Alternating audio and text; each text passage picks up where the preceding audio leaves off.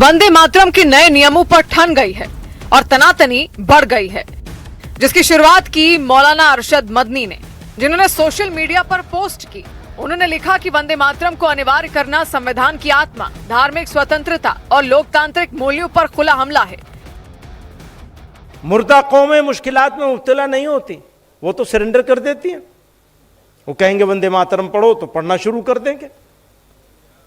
तो ये पहचान होगी मुर्दा कौम होने की। और अगर जिंदा कौम है तो फिर हौसला बुलंद करना पड़ेगा, हालात का मुकाबला करना पड़ेगा। अरशद मदनी का यह बयान आया ही था कि कांग्रेस सांसद इमरान मसूद ने भी वंदे मातरम से जुड़े नए नियमों का विरोध किया और केंद्र सरकार के खिलाफ मोर्चा खोल दिया। AIMIM के सुर भी ऐसे ही थे। आप गाएंगे कि नहीं? नहीं। क्यों? मैं अपनी उपासना का तरीका अपने तरीके से करूँगा। मुझे संविधान ने इस बात की आज़ादी दी है। मैं आपको बाध्य नहीं कर सकता कि आप मेरे तरीके से उपासना करें। मैं आपको थोड़ी कहूँगा कि आप कुरान शरीफ की आयतें पढ़ें। वंदे मातरम के जो छंद हैं वो जाहिर तौर पर जो आनंद मठ से जो लिखी गई उपन्यास में, उसमें मूर्ति पूजा की बात की गई। भारत माता को मूर्ति देवी मान करके उसकी वंदना या उपासना करते हैं और ये हमारे मोनोथिज्म के खिलाफ, एक ईश्वरवाद के खिलाफ है। सवाल उठा तो नए नियमों पर उंगली उठाने वालों को विश्व हिंदू परिषद ने तगड़ा जवाब दिया।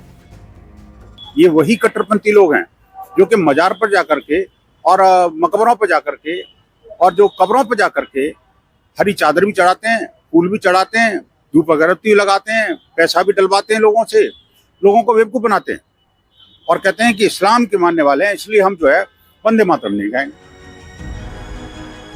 वैसे तो सरकार ने वंदे मातरम पर कई नियम बनाए हैं। एक नियम यह कि अब से सभी सरकारी कार्यक्रमों में ये पूरा राष्ट्रगीत गाया जाएगा। अरशद मदनी क्या समझ लिया है? ये पाकिस्तान है क्या? उस पर तो एक बोली नहीं निकला। हमारी मंदिरें टूट गई और यहाँ अगर वंदे मातरम आजादी की लड़ाई का मूल मंत्र था, वंदे मातरम, वंदे मातरम जो लोग नहीं बोलेंगे वो, मैं समझता हूं देश के कानून को तोड़ने का अधिकार किसी को नहीं, चाहे मदनी हो या अदनी। यानी कि कांग्रेस ने शक्ति स्वरूपा मां दुर्गा की स्तुति वाली वंदे मातरम की जिन 13 लाइनों को गायन से हटा दिया था, अब वो लाइनें भी बिना किसी काट छांट के गाई जाएंगी। इससे पहले वंदे मातरम के मूल गीत के 6 पैरा में से केवल शुरुआती 2 पैरा ही गाए जाते थे।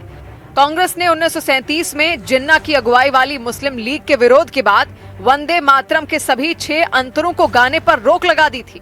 1940 तक आते आते कांग्रेस ने अपने अधिवेशन में वंदे मातरम के गायन पर आधिकारिक रूप से प्रतिबंध लगा दिया था। आजादी के बाद 24 जनवरी 1950 को भारत के प्रथम राष्ट्रपति डॉक्टर राजेंद्र प्रसाद ने वंदे मातरम को देश के राष्ट्रगीत के रूप में आधिकारिक रूप से अपनाया था। लेकिन अब नियम बदल गए हैं, नए निर्देश भी आ गए हैं। लेकिन जैसे ही निर्देश आए, इस पर तनातनी होनी शुरू हो गई।